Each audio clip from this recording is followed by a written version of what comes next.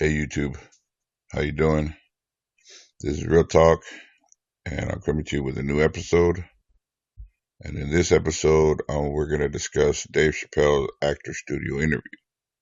I'm going to give some insight of what I see in this interview after rewatching it a few times. So, with that said, let's get started. Everybody wants to make it, and you might not make it. And I said to my dad, well, that depends on what making it is, Dad. He was a smart ass kid. Yeah. It depends on what making it is, Dad. He says, what do you mean? I said, well, you're a teacher.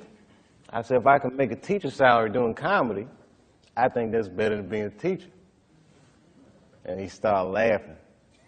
He said, if you keep that attitude, I think you should go. He said, but name your price in the beginning. If it ever gets more expensive than the price you name, get out of there. Mm-hmm. Thus, Africa.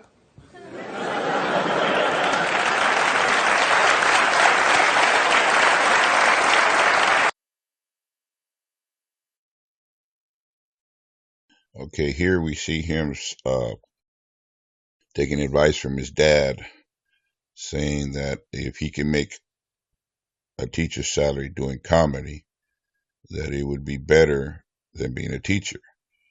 And then his dad says, well, that shows him being humble, because he just wanted to just earn his keep. He just wanted to earn a living. And then the dad says, well, name your price in the beginning, which alludes to your terms and conditions of the contract. If it ever gets more expensive than that, then get out of there, thus Africa. So that's one of the reasons why he bounced, because they were asking him to do stuff that he didn't want to do. He pretty much set the contract up with them, but he may have not reserved all his rights, which is why I keep saying that the way that you sign the contracts and the way that you reserve your rights, it's very important. They reserve their rights, so you should reserve yours as well. But dealing with certain, especially when it comes to money, it's kind of difficult. What can they learn? Like you guys are students now, so you're idealists, but you don't know about where art and corporate interests meet yet. Just prepare to have your heart broken. Like, in a way. You see him laughing, that evil laugh?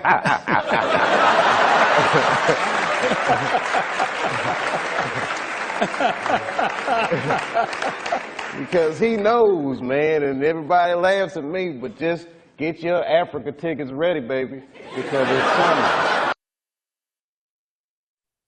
Okay, you see how he says Lipton has that evil laugh? That alludes to Lipton being part of the system. Because earlier in the video, at the beginning of the video, it says that Pace and the Actor Studio are both nonprofit organizations. So they're part of the corporate structure. He may not agree with everything that is being done, because I get the vast feeling that Mr. Lipton is on Dave Chappelle's side, on certain topics, others maybe not so much. But overall, I think Mr. Lipton was pretty cool in this interview. It was way different than Oprah was. She was pretty vicious. And that makes it seem that the Chappelle theory was actually true.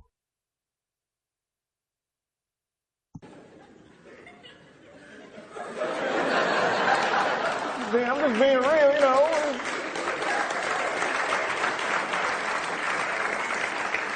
I mean, like, a lot of white kids, you got things accessible to you like therapy. We don't have that. We have liquor stores and weed.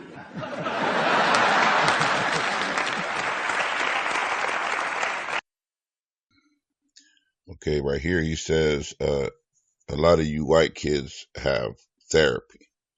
We don't have that. We have liquor stores and weed. This right here alludes to him. He might not be like super poverty, but he was definitely trying to earn his keep, make a living. And at this point, he was just, he was using the pharmaceuticals, the pharmakia, as just a recreation drug, which is what most people do. But usually when stress comes and you become more dependent upon it, later on, and it's not a good idea to use that, because basically when you use these type of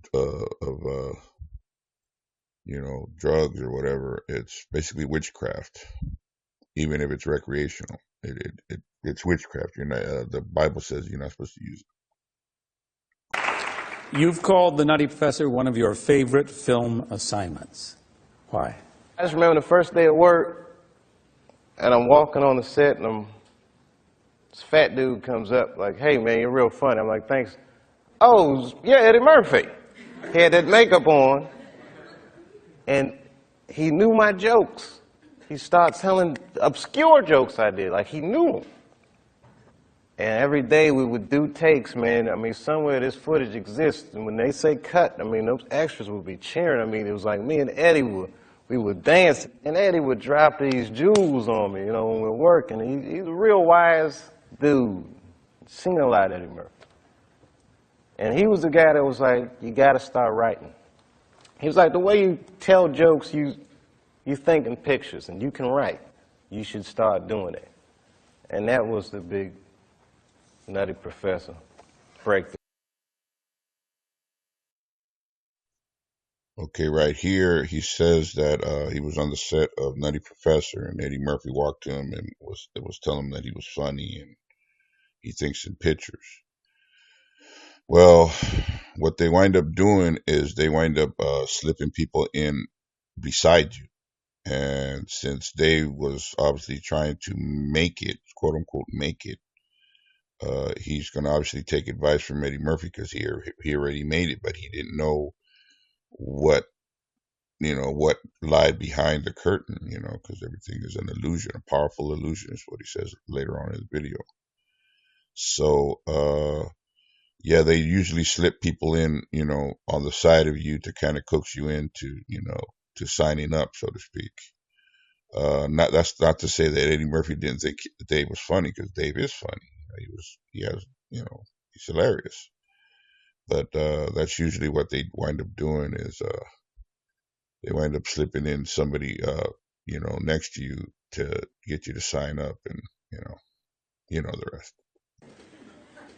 What did you mean, Dave, when you described your father's death in 1998 as the beginning of a terrible decline? I was 23 when I was doing Half Baked. I was getting ready to turn 24. And I was going through all the things that a dude goes through when it goes from one level to the next. I was starring in a movie that I wrote. So things start getting crazy around you. Yeah. And my 24th birthday was coming on August the 24th, and I said, this is going to be a big one. And the morning that I turned 24, phone rang, and my sister was like, Dad had a stroke. For the next year, I watched my father teeter on life and death. And it was just all this stuff, man. Like Dad was dying, the Half-Baked didn't come out the way I wanted it to come out. I was real upset about that, because it was a real cool script, and then I saw it, I was like, hey, man, you made a weed movie for kids. And it wasn't for kids, the script, It was all these things, so much pressure. Africa. Then I was in Ohio. I get a call on my cell phone from Hollywood. I'm like, hello, Hollywood. They're like, hello, Dave. They're like, that pilot you did for Fox, looks like they want to pick it up.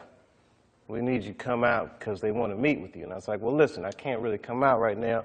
Got a real bad situation at home. Can we talk about this on the phone? No, they would rather meet with you in person. Ah! But like the horror that they turned us into, I jumped on that plane and left my father's bedside, which I regret to this day, and I went out and I sat with these people in this room, and if you can imagine a large circle of people, and I was 12 o'clock, the black dude. Yeah, Dave, we really liked the show, but the pilot episode was about me getting booed off stage at the Apollo. They go, but what are we going to do about it? I mean, there's not really any white people in it. So, well, it's about the Apollo. It's not really white. Well, we were thinking about the girl on the show. We didn't think she was that funny, not that good looking. I think we should recast her, maybe. And they started using terms like universal appeal. Basically saying they want me to recast the girl with a white woman. I said, I don't think I can do this, and I quit. On the cover of Variety, Chappelle pulls the race card. The race card. And I get calls from Newsweek, 60 Minutes. Everybody, we want your story.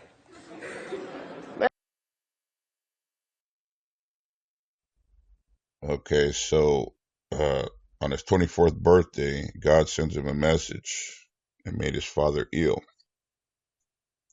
He also admits that he was living wrong with all the chicken head girls, and the weed was a problem, was a bad habit, and that they edited the movie for kids, so that was out of his hands. He made the movie, but the editors are the ones that edited it out and targeted at children, which he was not feeling good about that. Then he also says that, like the whore that they turn us into, whoring after money, because we all need to earn our keep, so we got to keep on going. So we're just kind of like trapped on this, we're like the little hamster in the cages. And he regrets leaving his father's side only to go out there and get accused of pulling the race card when it was them, in fact, pulling the race card. But right around this point, but the fact that he says I quit means that he had signed a contract with them, and basically he didn't have an option.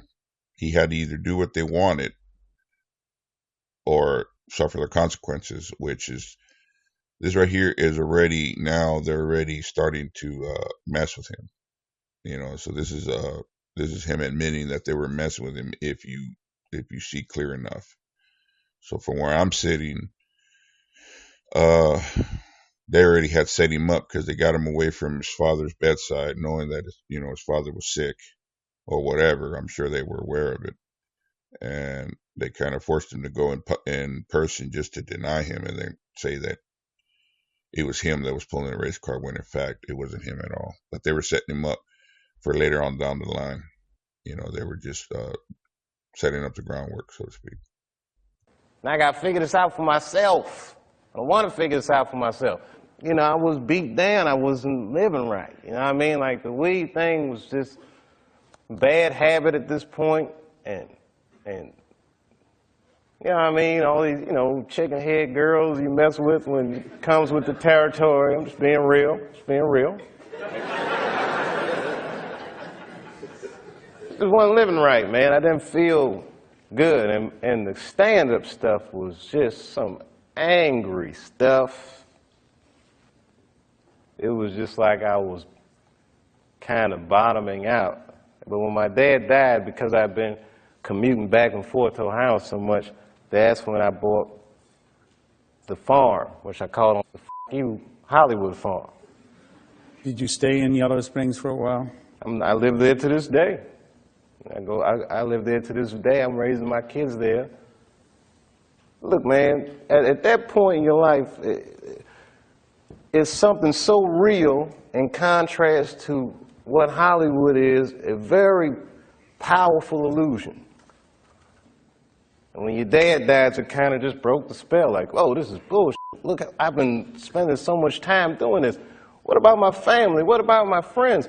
Wait, whatever happened to my friends? Damn, I don't even have any friends. Ugh. Okay, see, right here is where he's saying that Hollywood is a powerful illusion. So anybody that's trying to go there, don't think that it is. It's all cut. It's all, don't think it is what it appears to be. Also, he was saying that, he wasn't living right, the weed became a problem, and that he was fornicating with all the chicken head girls, because that comes with the territory, with him being, then movie star, blah, blah, blah. Also, he wound up getting the FU Hollywood farm. And notice how he calls it a farm, because, that's what we're supposed to be doing. We're supposed to be living, close to nature, and raising our own food, and working the land, as our ancestors did, but we all moved to the cities, and we're living in the modern day subdivision of Babylon and Egypt. It's right on the back of the dollar bill. It's all over the place. It's all around us. Anyway, this is one of the reasons why I don't think that they outright advertise that he is gone. Because if they were to kill him, then it would make everything in this interview correct.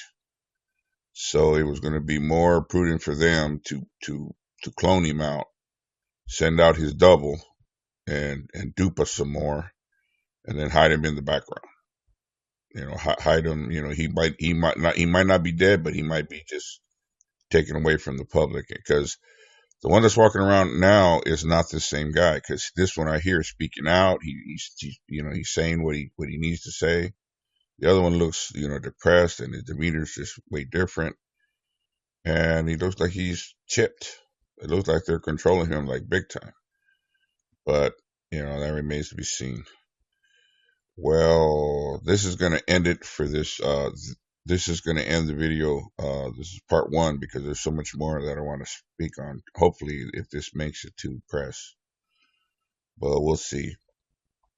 So I'm going to go ahead and wrap up this video, and this is Real Talk, and I'm going to catch up with you guys next time.